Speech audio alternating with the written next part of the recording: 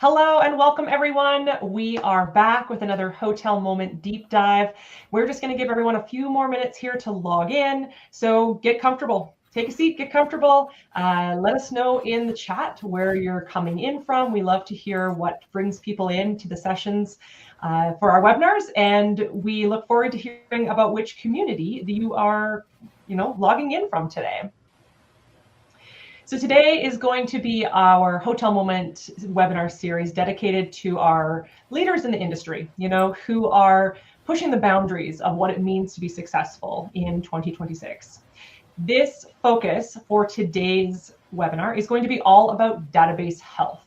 So specifically, we're going to be talking about how to actually unlock your revenue from the guest data that you already have and use that to improve your performance from 2025 into 2026. With me today, I have my friend, GT Hernandez, coming to us all the way from Casa de Campo in the Dominican Republic. GT, welcome. Thank you so much for being here today.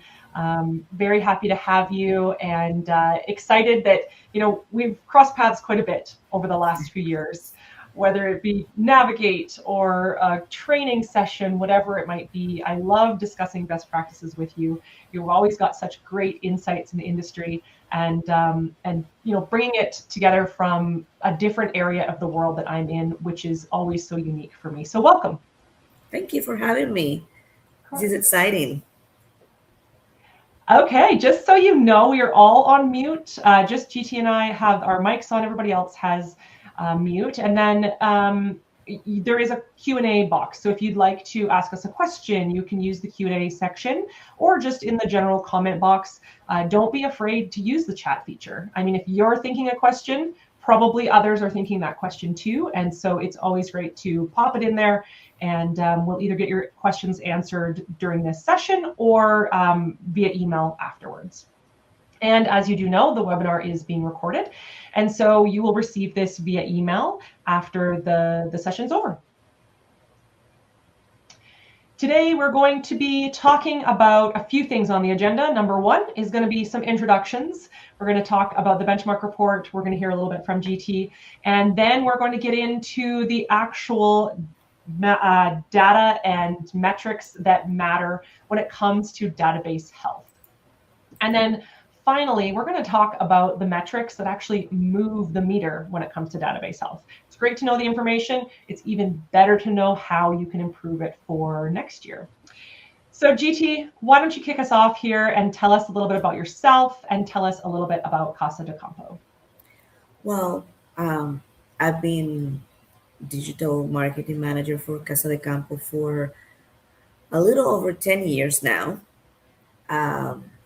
This is my first hospitality job, actually. I come from the advertising, social media, marketing world, and it was a real challenge when I decided to come to this resort that it's an icon in the industry, not only for the Dominican Republic, for the region, for the Caribbean. It was the first luxury resort in the entire Caribbean when it opened more than 50 years ago.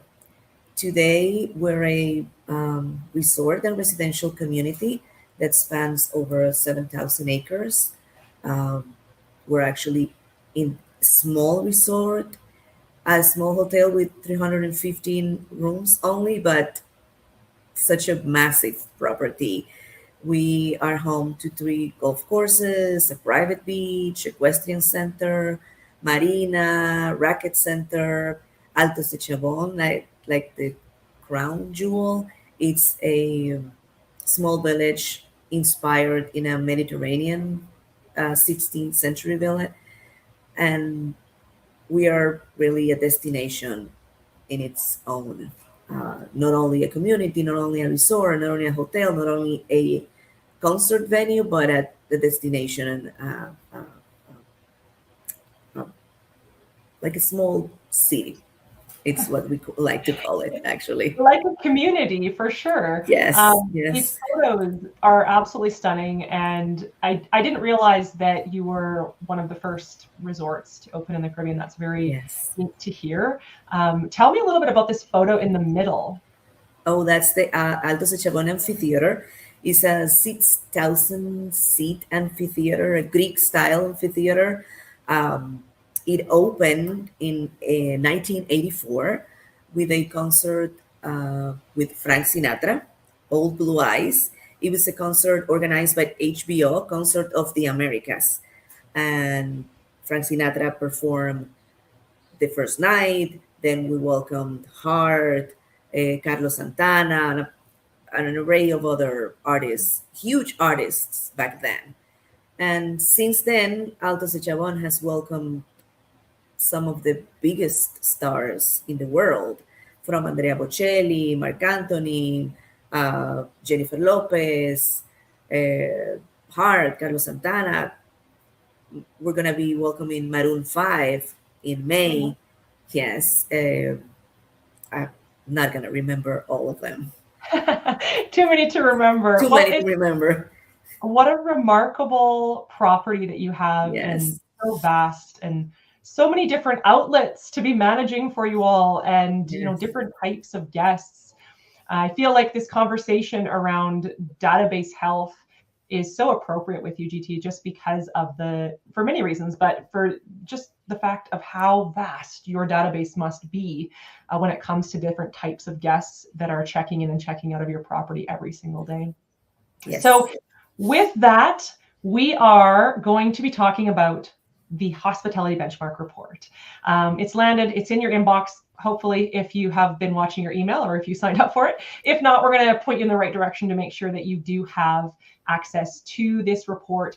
This report has been, around for 11 years. We've been publishing this for about as long as GT's been in hospitality marketing here. And so it is really, a benchmark for hotels to be shooting for. In our last session with Christine Melfer, we were talking about email database health, and she said that this is like the lighthouse for hoteliers, right? It's something for them to be aiming for. And so we are really excited because this is our most comprehensive edition yet. We actually analyzed over 2.8 billion emails, 4.3 million phone calls, 28 million guest reviews, and 22 million text messages throughout 2025 globally. So these are, huge numbers of industry-leading insights on guest communications and database quality, engagement rates, even right down to the property size and class. And so in this webinar series, we are covering all of these communication channels that are included here. And like I said, we're going to be kicking things off today in webinar number 2 here with our database health. Before we do that, I'd like to just quickly touch on the benefits of this benchmark report for hoteliers. So something that we found in the industry was that, if you've been around for a while, you understand the feeling of busy doesn't always mean profitable, right? You can be busy and not profitable. Anybody can be busy. So, finding a report that actually gives you facts on how to move that needle is really what's separating, hoteliers that are being successful from those that are just being busy. And what the benchmark report does, it gives them a good definition of good and excellence, right? It's going to separate those two from just doing a good job to doing an over and above job and making sure you're reaching those data-driven goals. Number 2 is it's identifying those invisible revenue leaks. So this is especially true in things like our voice channel, where we have actionable line items to be able to move that meter towards collecting more data from your guests to erase those leaks, or maybe not even just band-aid the leaks, but actually fix the bucket. And then finally, showcasing data health and what you need in order to win the race for guest ownership. And that really is the ultimate battle. So if you haven't quite done so yet, please go ahead and head over to our website or scan this QR code, and that will give you access to the benchmark report for 2026. And you're welcome to follow along here today as we go through each of the different metrics. All right, GD, database health. This is it. It's a big topic. As you mentioned, you have a vast number of guests that are coming in and out of your property all the time, that are interested in your property. And with that amount of data that's collected and all of the different integrations that are possible, it can seem like a big job to keeping it all straight. And I don't think it even is just a big job, or it doesn't seem like a big job. I think it might just be a big job. And so what we want to do today, you and I would love for us to help guide our viewers through a conversation about some of these main data health metrics and the metrics that actually matter to people that are in similar roles to you that are dealing with database health every single day. And to do that, we're going to start with our first chart, database growth by hotel room count. So what we're seeing here on this chart is that in North America, we are consistently demonstrating that, a very robust database growth. And it ranges anywhere from 21 to 26% across all different types of property sizes. So the average here is about, 24% for database growth year over year. And that significant growth of your database actually provides properties and marketing managers like yourself the opportunity to activate that guest data and monetize it, right, through your marketing efforts. So GT, I have a list of things here about the impact of what different hoteliers find valuable within this data and the impact of it all. But I would really love to hear more about what data capture has done for your team at Casa de Campo, why it's so important. I would say that the most important thing for us right now, after so many years really paying attention to it and making changes and in implementing different things, is personalization, segmentation is very important. In the beginning, when I say the beginning, I mean a couple of years ago, 8 years, 7 years ago, we really understood that we needed to grow our database and start bringing all the different systems that we had that no one talked to each other, how to bring them together and start capturing more data, and what are we going to do with it. And I'm not even going to talk about how to clean it and keep it clean, because that is an ongoing effort. It's a daily thing. But like you mentioned a couple of minutes ago, we are a very big hotel and we have so many different type of guests. We have the golfers, but we have the people that only come for dining experiences, or tennis, and now pickleball, or the guests that only come to be at the beach or for the marina, for equestrian. We have guests that come every year just because of the polo season. They play polo and they want to watch the matches, and that's all they do. So we had to find a streamlined way to differentiate all those guests. And that has been our biggest challenge and our biggest task, how to really identify them and then create the different segments with all those guests. How to talk with first the golfers that come every year, and the new golfers, the ones that only book tea times, the ones that book die for or tea to the dog. That is we have multiple factors to segment those guests. Yeah. So, I mean, I hear segmentation and personalization over and over and over again as you talk through this, right? It all comes back to that strategic personalization, the ability to have it, right? Yes. You can have all the guest data you want, but it's actually activating and using that data. So when we talk about actually growing your database, I mean, obviously, we still want to continue to grow the database as we move forward because that's how you grow as an operation. But what is it that are the strategies that your team uses to actually grow your database? I mean, we have options like PMS integration. Every time that a guest is checking in every time a guest is making a reservation, that data is automatically flowing from the PMS into Revinate. You also have the voice channel. Norberto's team does a fantastic job making sure those reservations are coming in. So utilizing tools like that. We've got, an API contact list. So with all of these guests that are coming, maybe not staying on property, but that are attending specific events, what are you doing with that data? Are you collecting that data and bringing it in through an API contact list, or how are you collecting that to grow It your data? depends. If it doesn't come through a PMS or the reservation sales portion, it usually comes through a contact list. We have, for example, we do multiple events outside the property. If we sponsor a golf tournament in another country, for example, in Latin America or Spain, we gather all those contacts of anyone that engaged with the experience that we took to that event. So that's a contact list that we then integrate with our Revinate lists.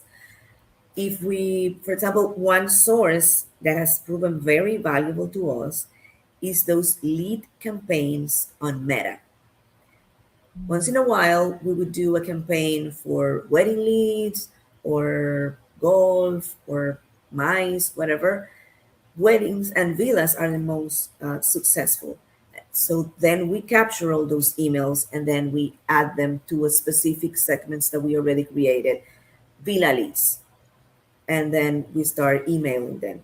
But our main source is our website. Not only the users that land on our website that sign up to our newsletter, but the users that complete one of our forms: villas, weddings, mines, golf, vacation planning, contact us. We have a very long list of different forms, and we gather all those emails and then distribute to a specific Revinate list. And then we start engaging with them depending on the different content that we're going to send them. Right. And I mean, like I said, you have so many different ways of collecting data, different options of ways to collect data, which is it's great for growing your database. And the nice thing too about setting it up with a contact list, whether it be an API through your website that's automatically coming in, or whether you're uploading a CSV, is that you can always turn on, a double opt-in campaign if you wanted to ensure that those guests had given the right consent for marketing to them, right? So these are great options to be able to connect with your guests and grow your database.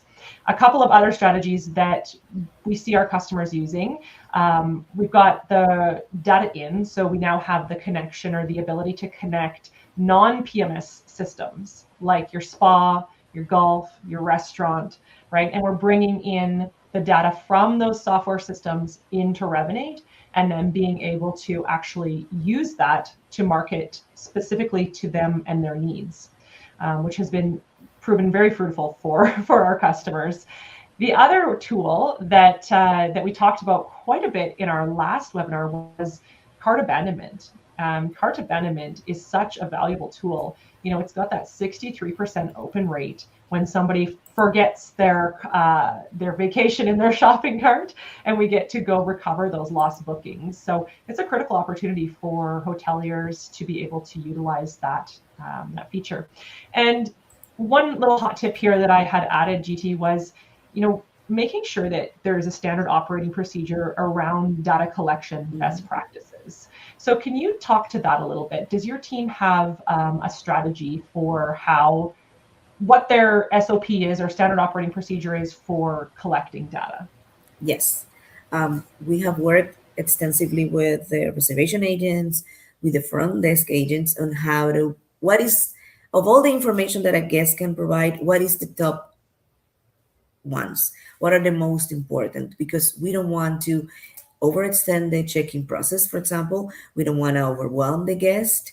If they don't want to provide their information, it's okay. So they know what is the most important information that they have to request and try to get. If they don't want to give it, but then that's okay. So they don't extend that conversation too much. And then how it has to be captured, if it has to be like no typos, it has to be capitalized. You have to add the the introduction, if it's a Mr. or Mrs. I mean, all the salutation, those things are important, and then they have to be aware and mindful on how they capture that data. We have worked also with the reservation agents and how to follow the lead form, and then try to get all the fields that it's possible to get. So we then when we work with all the other sources that I mentioned, it's me and my team. So we know how to download the CSV, how to upload it to Revinate. So that's easier. And then then we manage it ourselves. That's great. It's always great to have some sort of best practices for your team so that everybody's on the same page.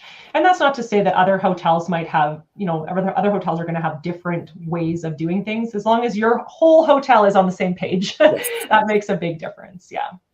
Okay, so next up is our database records with valid email addresses and phone numbers. So when we look at the benchmark report, North America actually leads globally with email capture specifically. And so it's actually outperforming, sitting in between 81 and 90% for all of the different hotel room count options here. And then phone capture, there is a little bit more of a growth opportunity across all property sizes here, which is around 48 to 58%. So what does it mean? Hotels in North America are doing a great job of email collection, but there's definitely room for opportunity or improvement for phone capture. And so what is the impact of having both email and phone? So when we look at email has the more, marketing and logistics impact. So direct bookings, targeted offers, operational alerts. We're making sure that having that ability to reach your guests is there and available for you. When it comes to actually collecting phone numbers, this is more of kind of an immediate and direct channel.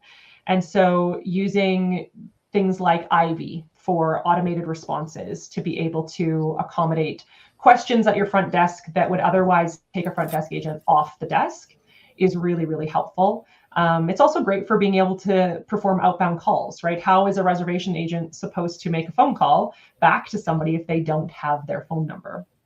So GT, what is the impact for Casa de Campo for collecting emails and phone numbers? How does it improve your guest experience and your team overall operationally? I think it has improved the experience of our guests in a very substantial way. A couple of years ago, I would say 7 years ago, our guests would arrive to the front desk with no reservations made, no dining, no activities. And sometimes we would get guests the third day, their fourth day of their stay. Then they found out that we had a shooting center and they were leaving the next day. So they lost that opportunity. So when we started enforcing and really paying attention to capturing the email prior to their arrival, because I do have to say that we have a lot of guests that come through travel agent. Our direct business is booming, it's better than ever, but we do get a lot of travel agent business. And then we took it as a mission to make sure that 90% of our guests arrive with an itinerary. How do we make sure of that? If after they make the reservation, we email them a vacation planner assigned to that guest, would email that guest and said, "Hi, I'm so-and-so. I want to help you create your itinerary." That improved our guest satisfaction by 40%. Wow. Because then they can make changes, they can add activities or experiences, but at least when they came, they already had half their stay ready, ready to go. So if we didn't have emails, we couldn't have done that. So it goes beyond making the reservation, sending the guest or the your website user the offer, the percent off, the resort credit information. It goes beyond that. It goes to how to make sure that your experience is the best one. So that for us, I always say that's the biggest impact for the email capture. Then the phone number, we weren't really paying that much attention to the mobile phone number because the phone number with reservation sales, it had to be there, and our agents are very good at complying to the report, and that was very good. As you say, Norberto's team, they do a great job with it. When we implemented Ivy, then we noticed we had no one's mobile number, no one. We had landlines because golfers sometimes they're a little to the older side, but we had no one's mobile number, no one's. So then that became part of our benchmark. We started working with agents, with the front desk, with the activities, concierge, how to get the phone numbers so we could use Ivy, so we could launch Ivy. And now it's really a very important part of the experience on property. As you say, guest write to Ivy, text Ivy, I want more eyes, I want to change my dinner reservation, how do I get more towels, how do I get to the beach because I'm lost, because this is such a big property that guests get lost, and that has helped a lot, really. Wow, that's so great. And as I listen to you talk about your resort, is there anything you can't do at Casa de Campo? It sounds like there's just Well, endless opportunities. you can't scuba dive. Okay, well, there you go. That's one thing. That's one thing. But you know what? Having the vacation planners, being able to connect with them, that's a really, really nice personalized touch. And I'm Yes. certain it makes them feel so special when they're checking in and when they arrive. So well done to your team. So let's talk a little bit about the strategies that we have for best practices here to use and that you're using for improving your overall guest database.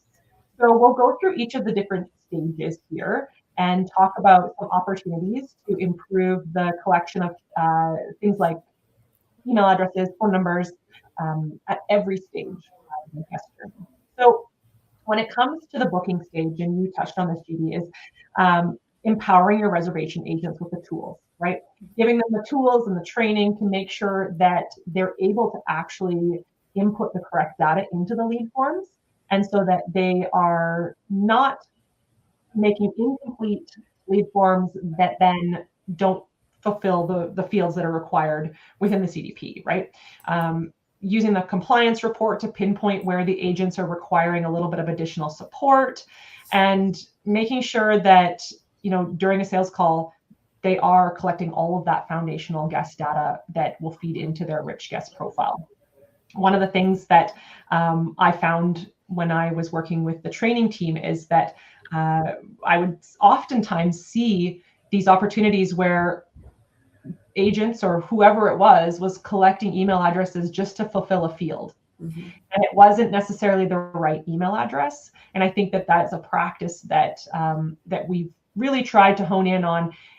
The fact that if they don't want to give the email address, that's okay. The system is built to be able to notify you of that down the road, right? And try again to collect that. So at the next phase is checking in, collecting their direct email address now. Maybe they didn't want to give it to you originally when you were making the reservation, but now they're more willing to give you that direct email address or phone number at check-in because you're actually clearly identifying what the benefits are of having that information on file. And I think that's really important for properties like yours, where there is a very big reason for you to have that data, and it's for their own experience. So letting them know of the benefits for receiving special offers, or even just to be able to text Ivy and find out where they are on property. These are all really great points.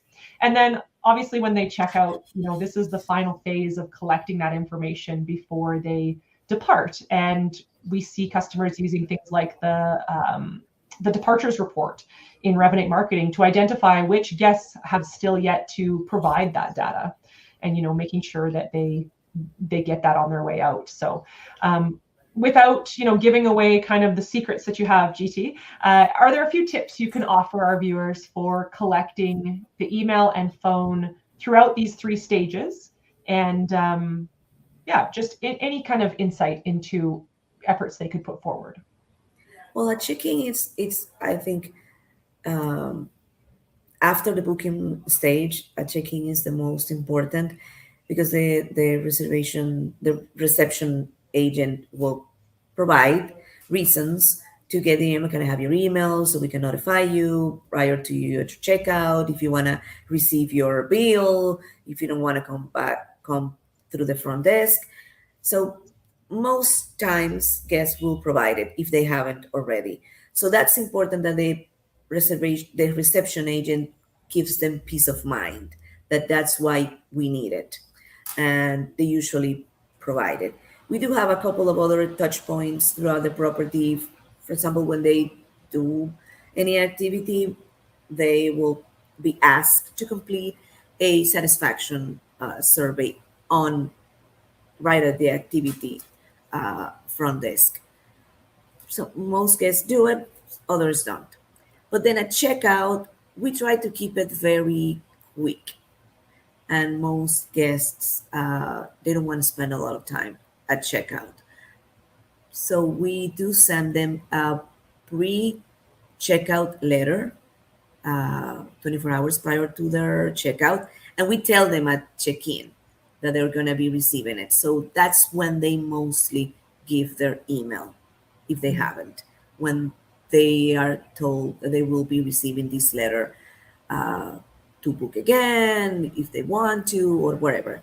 So that's when we usually get them. At checkout, doesn't really happen that much for us. No, I don't think so. Yeah. And I mean, when there's something in it for them, right? There's something in it for them to be providing this information. I think that's really helpful, being upfront and open about why they should be offering this information. So wonderful. If they ask, for example, to get a dinner reservation that they didn't have, the concierge will ask them, do we have your email address? Do you want to receive the restaurant confirmation? And they usually ask when they don't see an email in the guest profile in the PMS. So then usually the guest will provide their email address. Yes, I know. Yes, send me the confirmation. And that's how we get them. The concierge is an excellent kind of add-on to this, that a lot of properties will overlook the fact that they have this tool, because they're often the ones that are making reservations for them in different areas, and they're a great place to be collecting that information. And you need, in Casa de Campo, you need the concierge to make any change or any reservation that you didn't have when you arrived. Mm-hmm. Mm-hmm. No, that's great. I like that a lot. Okay, our next chart is our database records with OTA masked email addresses. So in North America, 12% of email records are masked by OTAs. So what this means is that, for every 100 guests in your database with an email address, 12 of them are unreachable due to an OTA booking. And so if you took that number and you scaled that up to your full database, add a couple of zeros onto the end of that, that might mean that you have a lot of guests that are unreachable. It's even higher in other regions in the world. In APAC, it's 15%, and EMEA, it's 34%. But even the 12% in North America, it really does demonstrate this strong need for a direct booking strategy. So what is the impact for hoteliers? Having masked email addresses provides you with only a temporary way of communicating with them. So you can reach them before they check in through this masked email address, and then you can reach them for a limited amount of time after, and that's this hard expiry. So they do expire after up to 20 to 30 days. We don't really know for sure at this point. It seems to change all the time and get narrower and narrower for that window. But basically what it means is that you have a missed opportunity for relationship building with those guests and for any chance of rebooking them in a direct way. So GT, when we talk about masked profiles or OTA bookings, tell us how your team navigates around that or through that. I think OTAs do provide an excellent opportunity to bring bookings into your property. There's no doubt about that, into many people's properties. However, it's what they do with them once they have them that's really important. So tell us a little bit about what your team does. Well, I have to confess, this is one of the last automated letters that we implemented. I think we did it after we came from the last Navigate. That's when I said, we're going to do it. Definitely going to do it.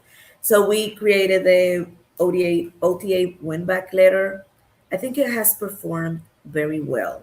I think we have more emails than I thought we were going to get.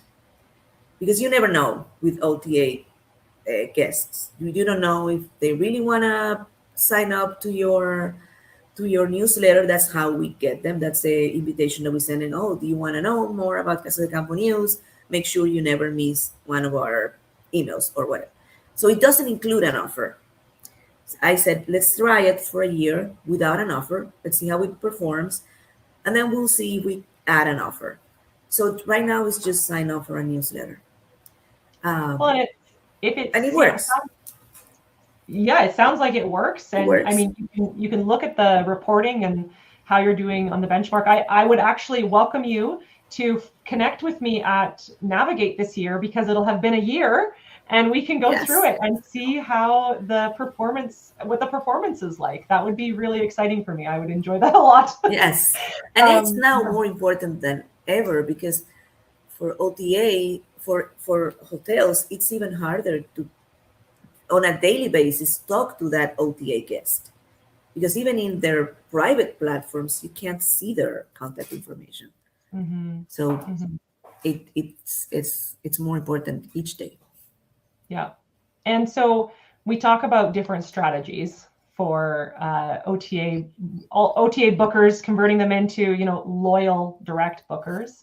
And I think that, proactive data capture, of course, is definitely at the top, making sure that, if they do come through an OTA, that we are recognizing that upon arrival. Like you said, your agents at the front desk do a fantastic job, identifying them through whatever means necessary, but those means might be through the arrivals and departures report in Revinate, right? So if you look at the arrivals report the day of arrival and you notice that you have all of these exclamation marks in the email field, that's a really good indicator that you've got lots of OTA guests coming on property. And I think that if you're actually able to provide them good reasoning for why they should be a direct booker next time, I think that you will see your campaigns perform even better. And I'm not suggesting that they need to have an offer, but what is the benefit of them being a direct booker versus being an OTA guest, right? So finding out what your benefits are and talking to your team and understanding that a little bit better. The other thing is, the enhanced data quality. So you talked about your agents. We know that agents are doing the very best they can to fill out those lead forms, and they do a really good job on your team.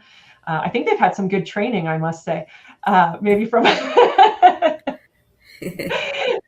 And so I think making sure that those lead forms are filled out to maximize the effectiveness, right? And like I said before, I've come across email fields that say no name at forgottaask.com or na@oops-didn't-ask.com. I've seen these fields filled out like that.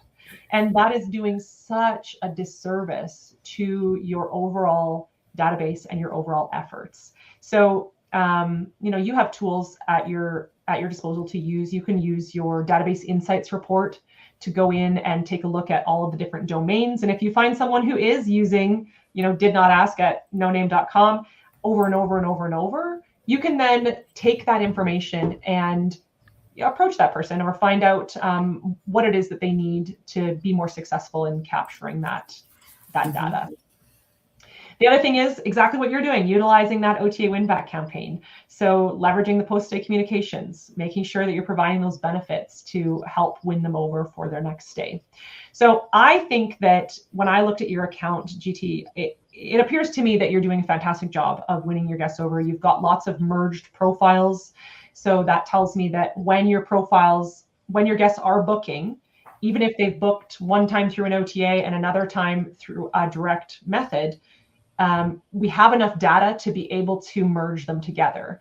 And so I think your team's doing a great job. So kudos to them. But is there any other strategies that you would offer here to use to turn those bookers into loyal guests? I think it's exactly what you just said. We need to find out what it is that makes them book through an OTA. What is the benefit that we are not providing? Is it the package, the hotel and flight? Maybe that's one benefit. But in the end, we're giving them the same room type, the same amenities, the same access. So we have to find out, and if you're doing it correctly, you have rate parity.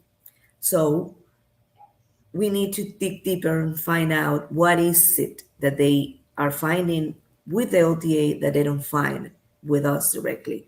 Maybe it's just convenience. Maybe it's just this is the way I've been doing it forever, and I don't want to risk it. Maybe, but we need to find that out, and then tell them if it's that I don't want to risk it. So give them that peace of mind that you can book directly with us. You're not going to miss anything. Yeah.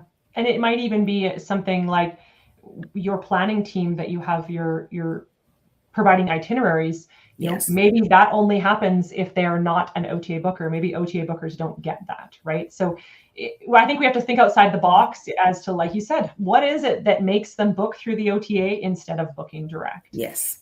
So yeah, all really great points for sure. And the last one we have here is our merged profiles per database. So this kind of goes back to what we were just talking about, merging those different profiles together. And in North America, 11% of profiles are successfully merged through Revinate's identity resolution.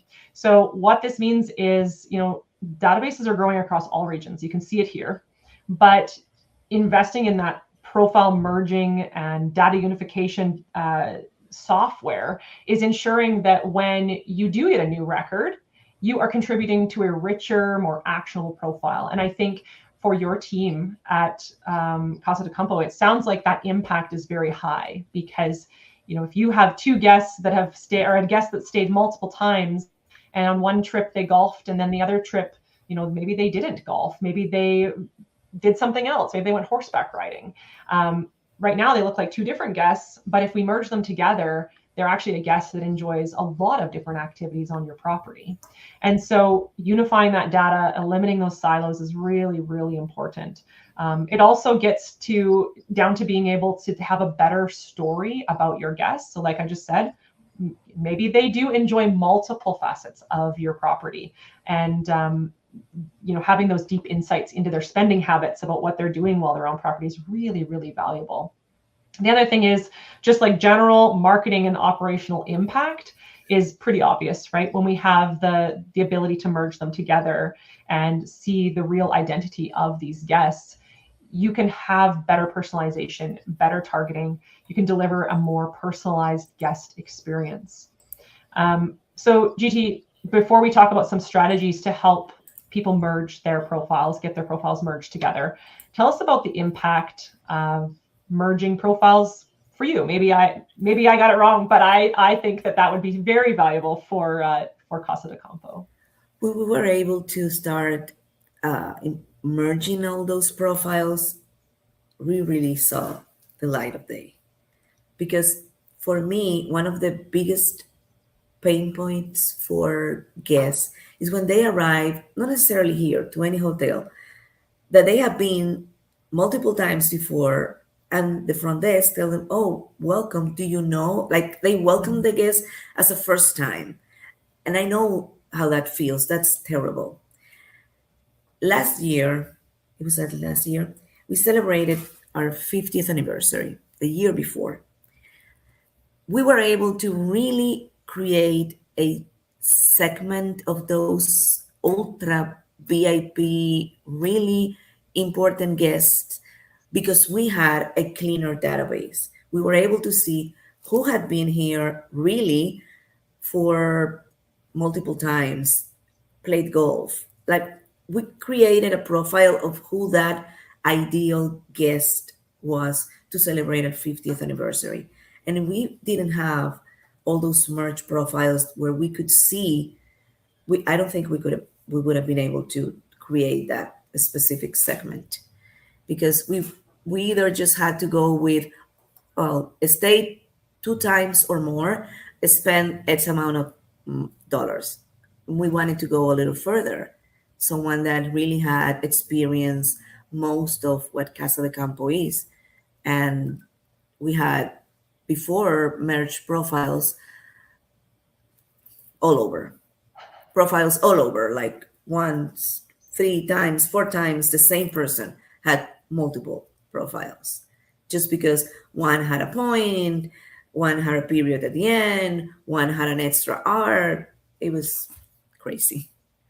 So Well, it really helped us with all those points. I'm so pleased to hear the results of that for you, and congratulations on your anniversary. Happy belated anniversary! Yes. What a great milestone, and that's a great example of why this is so impactful. Because you're right, there is nothing like going on a property and being recognized for having Yes. been there before. That feeling is something that is irreplaceable. You can't change that feeling. So that's great. The last thing here are our strategies now to help merge those profiles. So I think we've touched on a lot of these already as we talked through the content of our webinar today. But just to kind of bring it all around, inputting clean, validated data, and while we do have this very robust identity resolution tool, starting with really clean, accurate data, it minimizes all sorts of different kinds of errors and improves match rates tenfold. So making sure that that we're using clean data. This point comes back again to never using a fake placeholder for email addresses. We don't need to do it just to satisfy a field. Do it because the data is accurate and true. And if it is not there and available for you, let Revinate's tools do their job and let you know that this guest needs an email address upon arrival. And then, structuring your data correctly. So when you're inputting contact lists, and I'm sure you could write a whole talk on this, inputting contact lists and making sure that, your first and last name fields are separate and in distinct fields. Because when you go to use a merge tag, like Ms. Hernandez, if you have GT Hernandez in the full one criteria field, that's not going to work, right? You're not going to be able to identify that guest by Ms. Hernandez, right?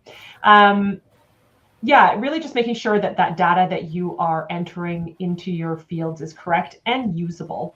I've seen it many, many times where someone uploads a contact list that has a field or a column that has something that is completely irrelevant to what they're trying to achieve. Mm-hmm. So get rid of that column altogether.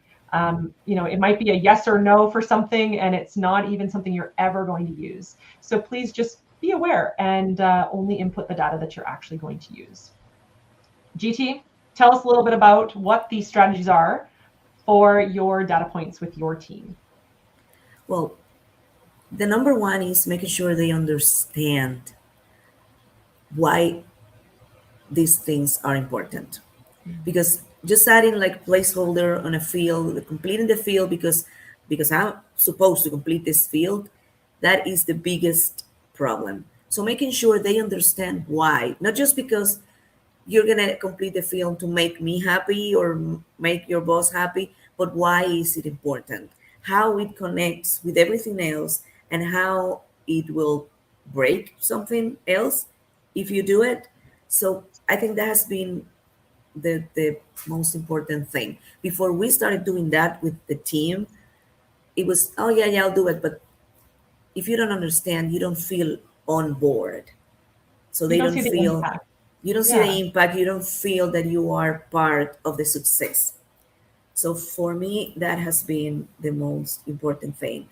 When we get those contact lists from the different events, like you say, we need to make sure fields that we don't need, columns that we don't need, just get rid of them. We found, for example, when we did golf events, we would always get the contact list with the handicap number. Sadly, we don't have any use for the handicap, so Mhm. we don't include that. We keep the original in case we ever need it, but we have no use for that specific information, so we remove it.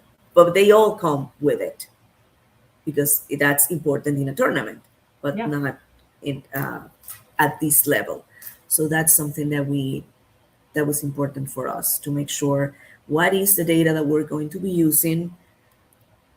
First, we did some research, we reviewed all our marketing efforts, because if you don't know what you're going to do, you don't know what you don't need.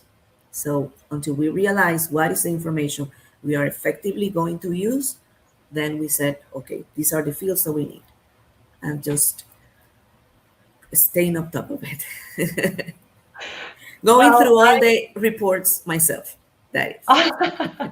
I really like that last point about teaching your team the impact of their role. Mm-hmm. I think that, reservation agents are the ultimate foundational piece to everything that you do when it comes to guest data, because they are the first touch point. They create the base of the house to build on, right? So it's really important, and it's neat to watch them see the fruits of their labor as well. So Yes. kudos to the team. Well, GT, you sound like a very busy lady. So I'm so appreciative for your time. Thank you so much for joining me today to talk about database health. It's been a wonderful conversation, and I love learning more about Casa de Campo and what your team is up to there. It sounds really, really remarkable. These benchmarks are really going to be for the savvy hoteliers who want to collect guest data and they want to take action on it. And so if you haven't downloaded the report yet, now's the time to head over there to the website and download this report or get access to the report for the 2026 Hospitality Benchmark Report. We are, as I mentioned, this is a 3-part webinar series. We had our first one last week that was all about email marketing, and that was with Christine Malfair. And next week, we are having our voice channel session with Amanda Wasco-Brown from Old Edwards Hospitality Group. So be sure to put it on the calendar, and we'll hope to see you all at that one as well. GT, I'm very excited to meet up with you at Navigate in just a couple of weeks. I can't wait to see you and Roberto. And I cannot wait to dig into your OTA win-back campaign in person with you and dig into the real numbers. So thank you so much. Thank you for joining us, GT, and thank you everyone who joined us here today. Thank you.